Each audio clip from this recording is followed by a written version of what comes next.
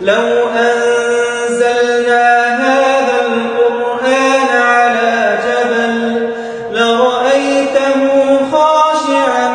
متصدعا من خشية الله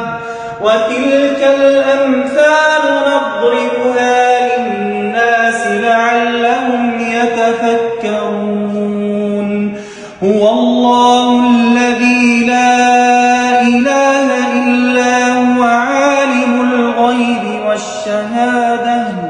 هو الرحمن الرحيم هو الله الذي لا إله إلا هو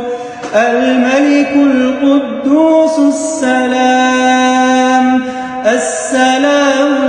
المؤمن المهيمن العزيز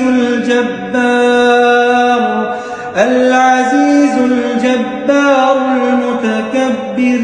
سبحان الله عما يشركون هو الله الخالق البارئ المصور له الأسماء الحسنى يسبح له ما في السماوات والأرض وهو العزيز الحكيم